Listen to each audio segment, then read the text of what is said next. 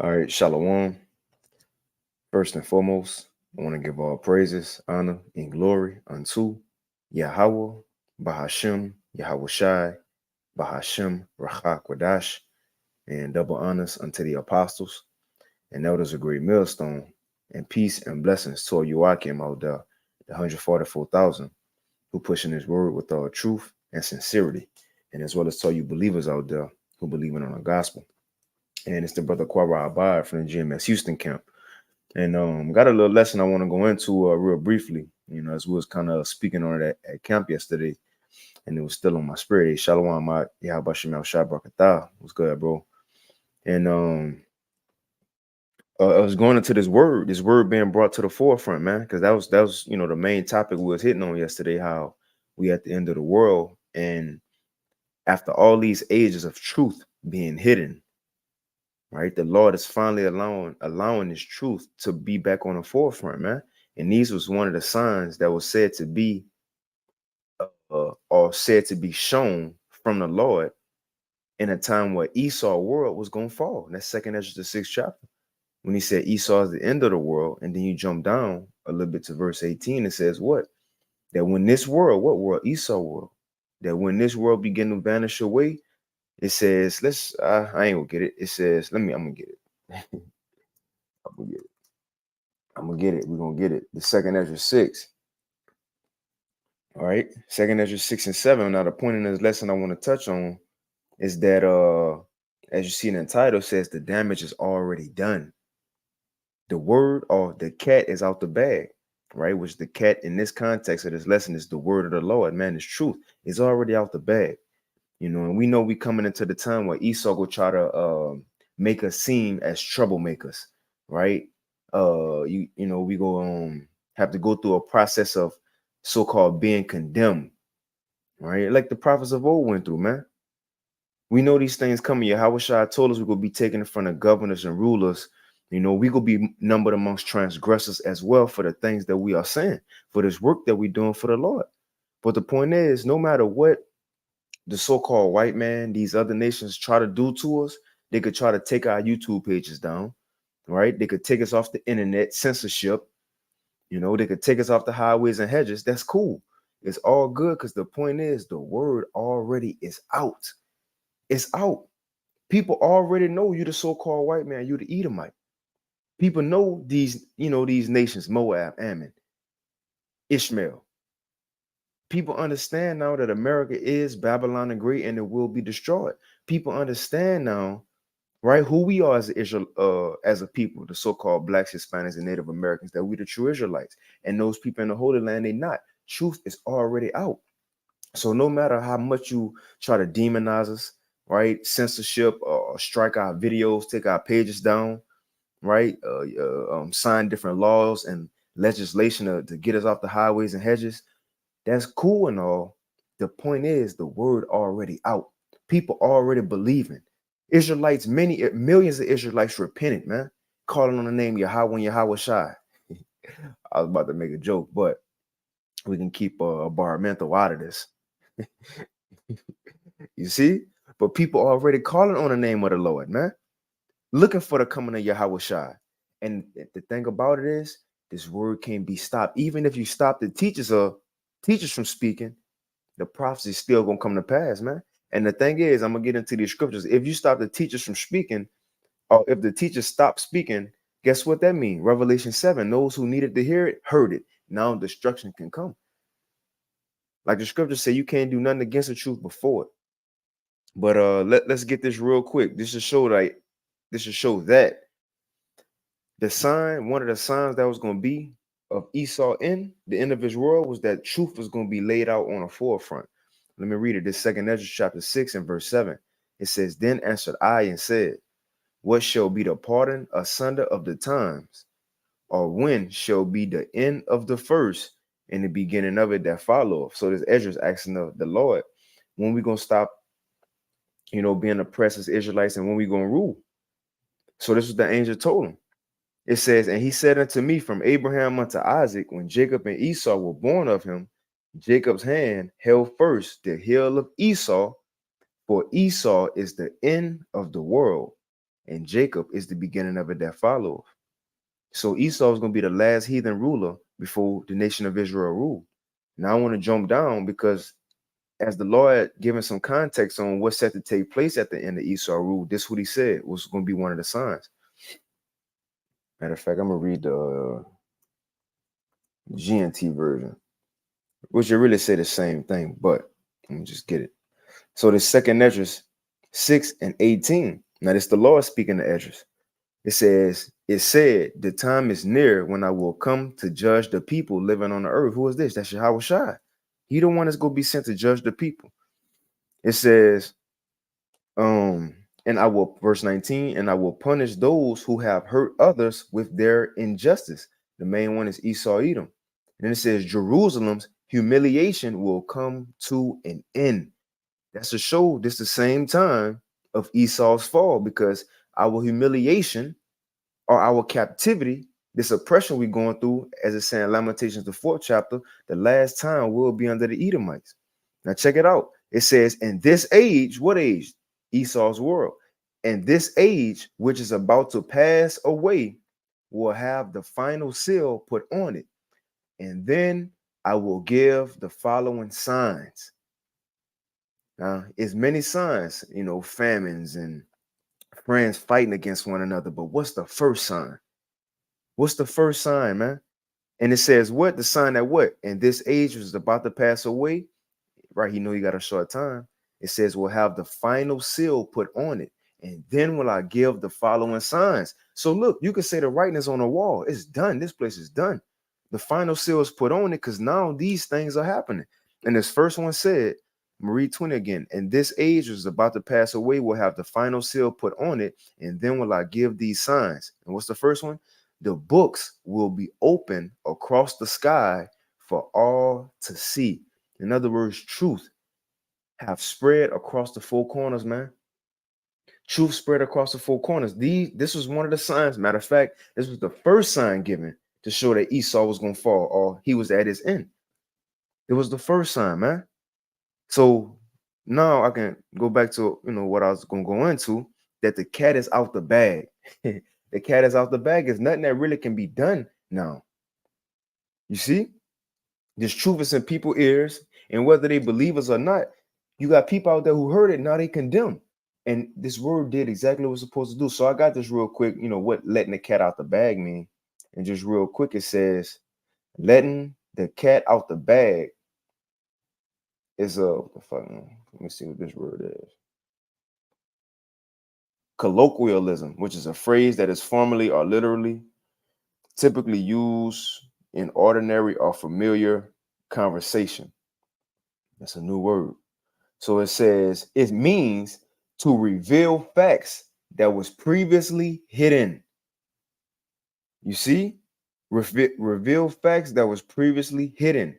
It said it could refer to revealing a conspiracy to its target, letting an outsider into an inner circle of knowledge, or the revelation of a plot twist in a movie or play. Oh man, right? The cat out the bag. The Israelites are the so-called Blacks, Hispanics, and Native Americans.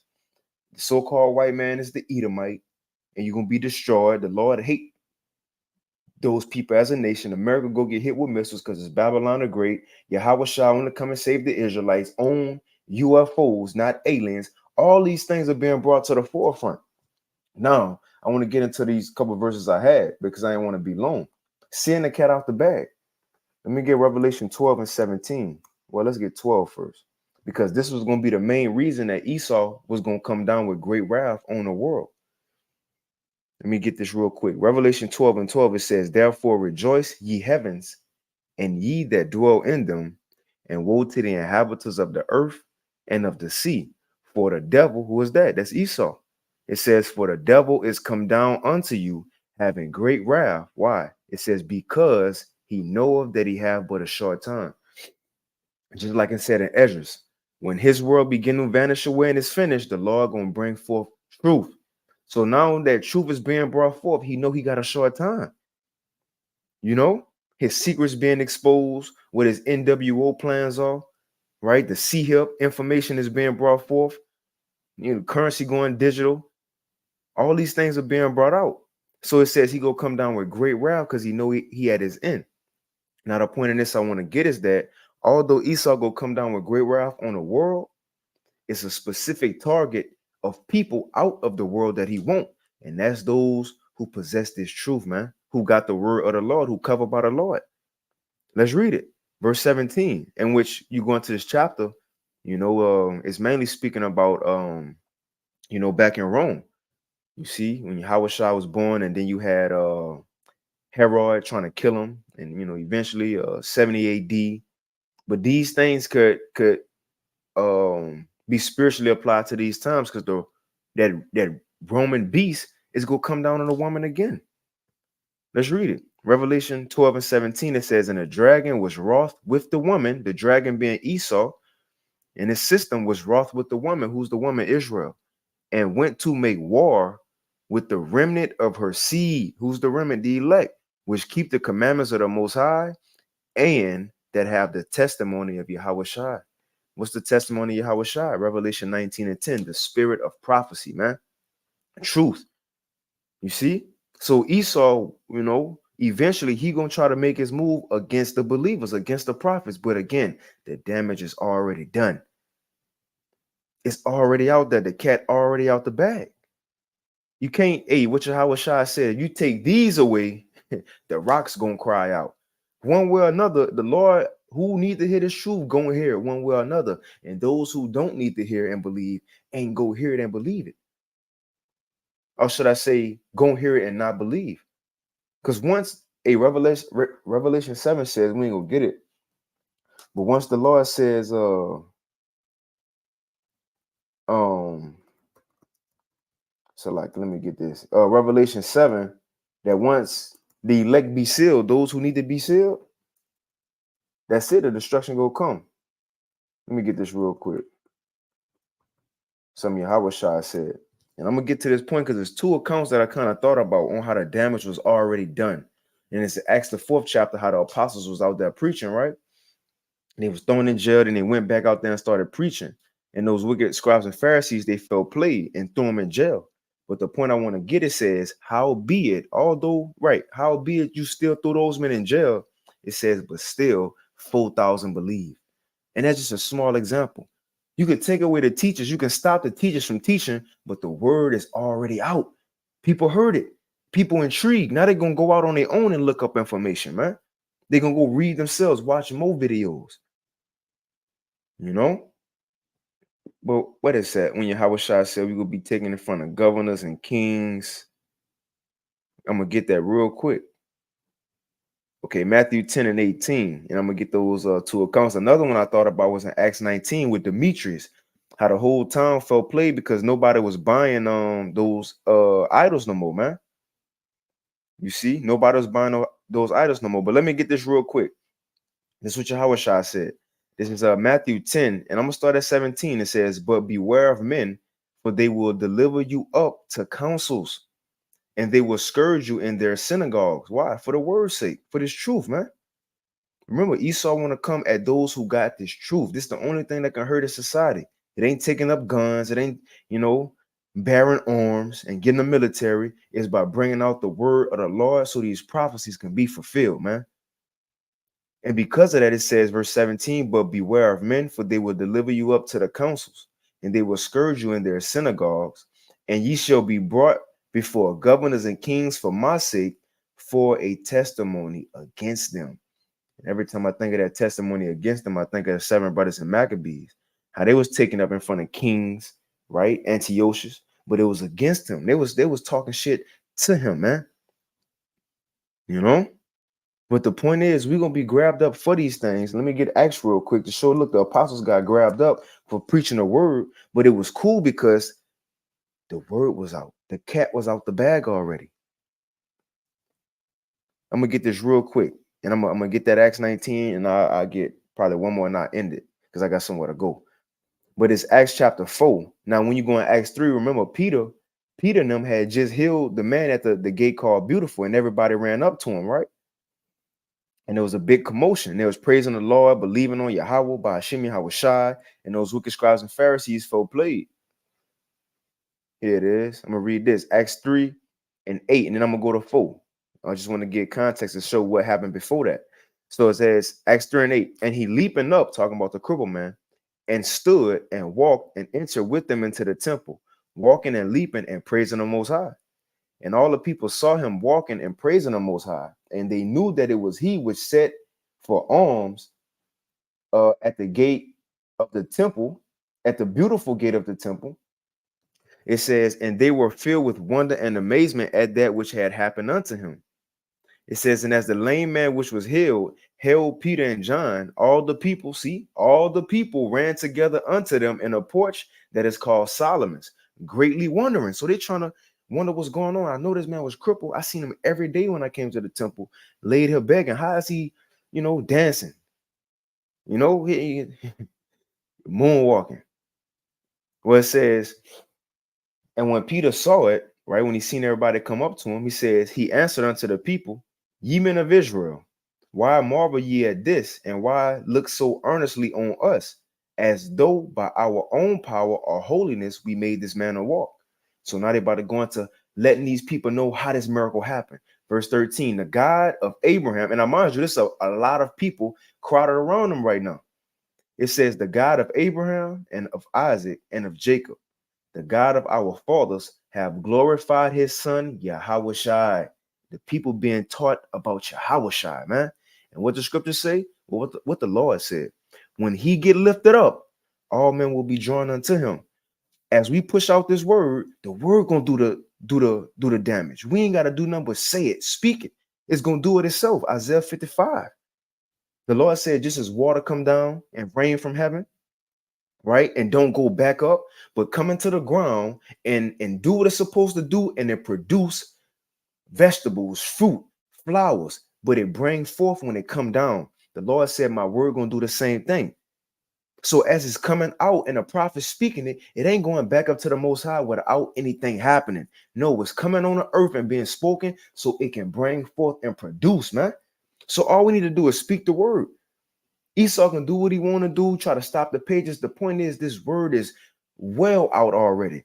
That's how we know we're at the end. Yahushua said real quick, and I'm going to go back to that account. Yahushua said this, Matthew 24 and 14. And this gospel, right, keyword, this gospel, what we talking about. It says, and this gospel of the kingdom shall be preached in all the world for a witness unto all nations. Let me stop right there. What's a witness? A witness is somebody who's seen something or heard something. So the Lord said that this gospel of the kingdom shall be preached in all the world for a witness unto all nations. All nations was going to do what? See this truth, see prophets on the highways and hedges, or if they don't see it in person, they was going to hear about it. The point is, we at that point. All nations know what's up, man. They seen it and heard it, and therefore, what's the next verse? And then shall the end come. So this word doing what it do, man. All we got to do is speak it, and it's going to do, produce. But let's go back to Acts real quick. Acts chapter 3 and 13. This one, all the people ran up to Peter, right? All the people ran up to Peter. This is what he said. The God of Abraham and of Isaac and of Jacob, the God of our fathers, have glorified his son Yahushua, whom ye delivered up and denied him in the presence of Pilate when he was determined to let him go. But you denied the holy and just one, and murdered and desired a murderer to be granted unto you, and killed the Prince of Life, whom the Most High raised from the dead, whereof we are witnesses. So they preaching Yahushua, and all these people hearing it. It says, and his name, through faith in his name, which is Yahushua, have made this man strong, whom ye see and know, yet of faith which is by him have given him this perfect soundness in the presence of you all. Now he, continue preaching, and they got scared. He told them, look, repent. Y'all need to repent and get right. You see? So the people were shook, they were scared, and they wanted to hear more. Now let's go to Acts chapter 4, because I mind you, in Acts chapter 3, the word went out, right? The word went out. And look, this was the first time it really went out after Yahushua came off this, was off the scene. He was already in the heavens, because we at the beginning of Acts. So the word already went out about Yahushua, and they seen this miracle. So Acts chapter 4, let's get to the point, because howbeit, although what they about to do to these men, throw them in jail, take them off the streets from teaching, the point is the cat was already out the bag. And what's the cat in this lesson? The word. The same thing in these times. Although they trying to censor us, they go try to demonize us and take this truth off the airways. That's okay, because if that happened, that means those who needed to hear it according to Revelation 7 have heard it, and now we can go to the next phase of prophecy, bring forth the destruction, man, because the word already out. Acts chapter 4:1. So it says, and as they spake unto the people, so see, Peter and them was still prophesying and introducing Yahushua, or should I say introducing them to Yahushua, man, like Elder Yatazak be saying, right? But Acts chapter 4:1, it says, and as they spake unto the people, talking about Peter and them, it says, the priest and the captain of the temple and the Sadducees came upon them, being grieved, right? Being grieved that they taught the people and preached through Yahushua the resurrection from the dead. So look, they was mad that Yahushua was being preached. They was mad that miracles was being shown. So because of this, how much more Esau? Look, these are our own people feeling played.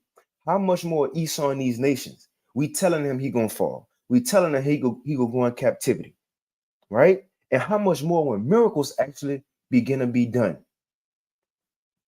He gonna have to take us off the airways, because everybody, man, a good majority of people gonna start believing, especially when miracles, especially when times get hard, people start being sick, right? Dying. That's gonna be the time. And look, Esau, the solution gonna be his AI, his technology. Get this C-hip, you could get healed. But on the right hand side, the Lord will have his prophets doing miracles, combating the left hand, the left hand technology. So people gonna be seeing, well, we can heal without that. We can heal you without a C-hip in you. Call on the name and believe in Yahweh Ba'ashim Yahushua, man. That's gonna make them more so want to come get us. But again, as we seen, the apostles was teaching, men felt played and wanted to stop them. Verse 3, it says, and they laid hands on them and put them in hold until the next day, for it was now eventide. So look, they threw the men in jail. They threw the teachers in jail. In other words, they deleted their pages, right? Deleted the videos. You see? But what's the point of this? The damage was already done, because although the teachers was thrown in jail, verse 4, it says, howbeit. What howbeit mean? Nevertheless, although, howbeit, or nevertheless, even though those men was thrown in jail, the teachers of the word, it says, howbeit, many of them which heard the word believed, and the number of the men was about 5,000. Ain't even including women and children. 5,000. Well, just probably women, because there was, the temple, right? 5,000 men believe. Although they took away the preachers and teachers, the word was already in these people's ears. Especially if you're the elect. What it say in James, the first chapter, the engrafted word, right? I ain't gonna get it, but the engrafted word, all the elect need to do is hit his word, and it's gonna ignite in them, man. It's gonna trigger something that was already there, the spirit in you. That's it. So how much more now? It says back then 5,000 believe. We got the internet today. Many more believing. Again, they could try to cut the pages and all that. Howbeit, thousands, millions already believing, man. So Esau can try to do what he do. Really, he planning to our favor, because if he take us off the airways, we can go to the next phase of prophecy. Not a law can work. You see? But let's see where I'm gonna start right here. Now, this is Apostle Paul. Now, as he was preaching, you had the whole city of Israelites wanting to repent. They was putting aside them gods and witchcraft that they was going into. And the people who was making these idols felt played. They felt played. But the point was, look, they want to take up Paul. It was too late. People already turned their lives around, man. Let me see where I'm going to start. So this Acts 19. Let's start at 21. Right? Yeah, let's start at 21. It says, Acts 19 and 21, it says, and after these things were ended, Paul purposed in the spirit, when he had passed through Macedonia and Achaia, to go to Jerusalem, saying, After I have been there, I must also see Rome. So he sent into Macedonia two of them that ministered unto him, Timotheus and Erastus. But he himself stayed in Asia for a season. And the same time, there arose no small stir about that way. What's that way?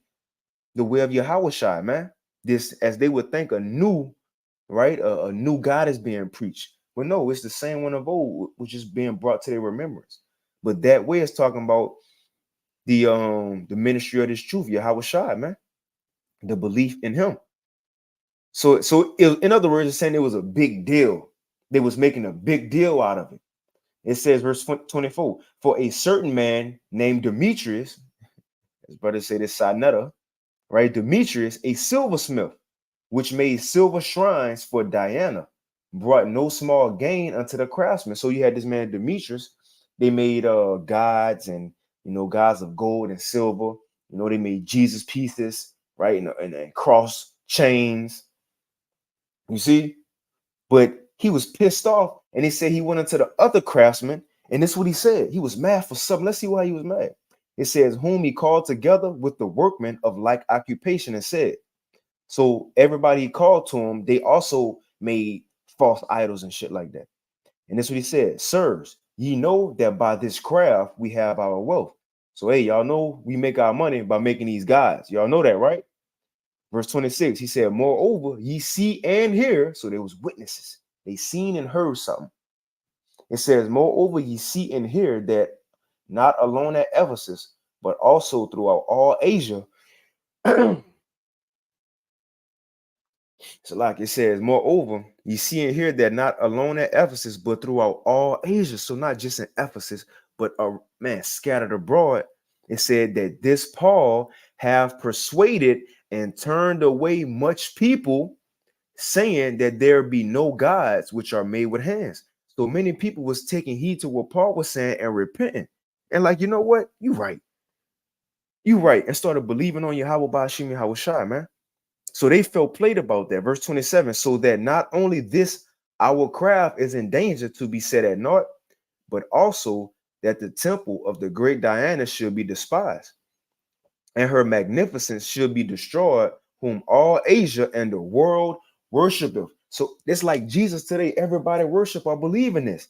The goddess Diana back then. So he said, look, if we let Paul and his, fellows go on and continue pushing his word, then we gonna be broke as fuck. We ain't gonna make no money because nobody gonna buy our idols. And the temple of Diana gonna be despised. Nobody gonna care about it no more. It's gonna be run down. So we need to do something, right? Matter of fact, I think I started a little early. I did start a little early. Salaki, let me go up. Damn, let me go up. Let me go up. So verse 17, Salaki, Acts 19 and 17. I skipped the whole point because this is what the people did when Paul was preaching and when they seen Paul do miracles. Acts 19 and 17, it says, and this was known to all the Jews and Greeks also dwelling at Ephesus, and fear fell on them all, and the name of the Lord Yahushua was magnified. You see? So they seen these miracles and they was intrigued, and they went to Paul, and from that point, what Paul did, he pushed Yahushua. He pushed Yahushua, man. And let's see what happened after that. It says, and many that believed came and confessed and showed their deeds. They repented. They repented. And many of them, which used curious arts, right? Witchcraft and black magic, brought their books together and burned them before all men. And they counted the price of them and found it 50,000 pieces of silver, man. So that was some expensive books, and that was a lot of people. Let me see what it's in the NLT, Acts 19:19. It probably give a number. Woo! Look at that. Look at that. It says NLT, Acts 19 and 19. It says, and a number of them who had been practicing sorcery brought their incantation books and burned them at the public bonfire. The value of the books was several $1 million. One that show you a lot of people turned away from what they was believing in and repented and started believing in Yahweh Shah for that money to be that high, and that show you those books was expensive too, man. But they said, F it. We're gonna believe in this new way. We're gonna believe in Yahweh Shai. You right? Now we read on, it says, verse 20, and so mightily grew the word of the Most High and prevailed. And that's what's been happening. No matter what Vocab Malone do, guess what, Vocab? The cat already out the bag. The word is already out there. It's already in people's minds. Even if you stop the teachers, now the people out there who believe in, they can easily pass on the word. Well, that's what it said in Habakkuk, the 2nd chapter. That write the vision, right? And make it plain upon tables, right? The prophets of old, they wrote their visions, and us today we read them and making them easy to be understood. And then what it says next, that he that run may read of it, or he that readeth may run of, run, roughly paraphrasing. In other words, right, once the prophets break it down, the word gonna spread like an ancient post. An ancient post that take a message, run through the city screaming it out. So the prophets of old wrote the visions. We here today making them easy to be understood, plain upon tables. And what next? It's spreading. It's spreading. So again, it says, Acts 19 and 20, so mightily grew the word of the Most High and prevailed. And now we go back down to where we was. Now Demetrius, he felt played. Sarnetta felt played. Saying, look, man, this is how we make our money from these witchcraft books, from these false gods, man. We need to do something about this. The point was, people already turned their life around, bro. Their books already burnt. Their gods already consuming the fire. They're not going back to it. And that's where we at right now. People not, come on, man. Well, should I say the elect? The elect not going back to this world. We got the mind like Peter and them had. Lord, where else we gonna go? We know the apostles and brothers was given a word of truth, the word of life from the Lord, man. We understand these things. What else we gonna go? Who else can tell us what we've been taught? Who else could promise us what the Lord promised us, man? Nobody and no other. I would say God, but no other. Right, I'm gonna say God because the Most High and Yahweh Shai not an idol. No other God can promise us what the true living powers promised us, man. So where else we gonna go? What other truth we gonna go to? Come on, man. Back to Christianity. Come on, man. I used to hate the church when I was a kid, when I was a child. I used to hate going in there. But let's finish. And and it says, verse 28, and when they heard these things, so when it's, I'm gonna go back to 27. So this is what Demetrius said, because Paul knew. So that not only this our craft is in danger to be set at naught, but also that the temple of the great goddess Diana should be despised, and her magnificence should be destroyed, whom all Asia and the world worship. And when they heard these things, these sayings, the city, it says these sayings, they were full of wrath and cried out, saying, great is Diana of Ephesus. And the whole city was filled with confusion, and having caught Gaius and Aristarchus, men of Macedonia, Paul's companions in travel, they rushed them into one accord into the theater. So they grabbed the men who was with Paul, right, into the theater. And look, let me see, right, and causing a great stir. You can read on, but that was the point I wanted, though, right? They grabbed Paul men up from preaching the word, and they took him in front of everybody in the city, right? And there was a back and forth for hours until officials had to come. Right, the leaders had to come and say, "Look, let's chill all this shit out before these Romans come up in here, man." So they try to take Paul and them and stop Paul from preaching, because many people in that city was believing, turning away from this world, turning away from those gods, and turning to the Lord, man. But the point is, millions already of false gods and false books was burnt. Them people weren't about to go back to that old life. In other words, as the title goes, the damage was done. The word was already out, man. You see? So how much more in these times with the internet? Now we see why they're gonna have to take this internet down. So like, let me type in the word of God is not bound. Let me get this. I ended with this. How much more now? Now we see why they're gonna have to take us off the internet, man. But again, as this about to say, you can lock up the teachers, but you can't lock up the word, man. And even if you lock up the teachers, that means the word has fulfilled this course. Now destruction can come, according to Revelation the 7th chapter. So let's get this in 2 Timothy 2:8 and verse 9. It says, remember that Yahushua, this Paul speaking, remember that Yahushua, the seed of David, was raised from the dead according to my gospel. Subject matter is the gospel. It says, for which I suffer trouble as an evildoer, even unto bonds.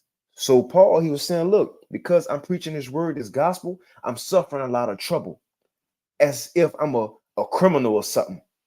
It says, even unto bonds, even me being thrown into jail and locked up. You see, for the word's sake, even thrown into jail and locked up for the word's sake, all for pushing this gospel of Yahweh Ba'ashim Yahushua. But what's the point I want in this? Paul said, wherein I suffer trouble as an evildoer, even unto bonds. But the word of the Most High is not bound. You can't stop this truth, man. You can't stop this truth. What it say again? You can do nothing against the truth, but for the truth. Esau, he could try to come against the truth and stop it, but really, you're going for prophecy once you take the prophets off the streets. Because now the Lord can bring forth a destruction. So we really in a win-win situation. Once he try to touch us, a standard will be lifted. We're going to see miracles and divine intervention. So he ain't going to do nothing against the truth, but only for us, man. Let me read another translation. Now, this is the last one I'm going to get. This NLT, it says, and because I preach this good news, right, because we preach this gospel, it says, and because I preach this good news, I am suffering and have been chained like a criminal. But, I like that, but, it says, but the word of the Most High cannot be chained, man. Can't be stopped. Can't be, I'm going to read this, the Amplified. It says, for that gospel, right, that gospel, this gospel, for that gospel, I am suffering even to the point of wearing chains like a criminal. It says, but the word of the Most High is not chained or in prison, man. You can't stop this word. You see, the damage is done. So like my headphones keep falling up, but the damage is done, man.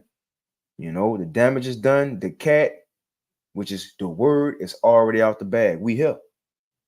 You see, let's get that. It's John 2:10. And said unto them, every man at the beginning doeth set forth good wine. Right now, this is going into that wedding feast. You know, the governor of it telling you Yahushua, usually, you know, at a wedding feast, you know, you get a good wine first. It says, and then that which is worse.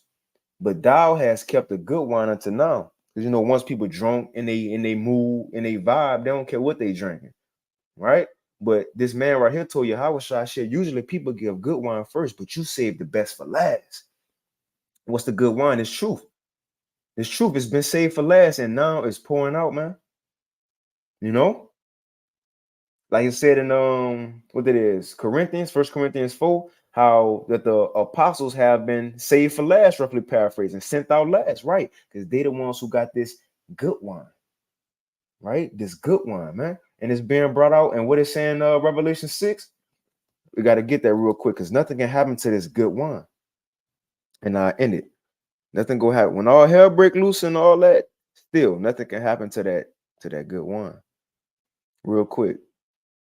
Where is that? I know it says somewhere here. Right. Revelation 6:6. And I heard a voice in the midst of the four beasts say, a measure of wheat for a penny, and 3 measures of barley for a penny. Right. When food rationing begin, when times get hard, but it's the point. And then all that, it says, and see, thou hurt not the oil and the wine. Nothing gonna happen to this truth, man. You see? Nothing gonna happen to this truth. And I get this for that brother, and I gotta hit it.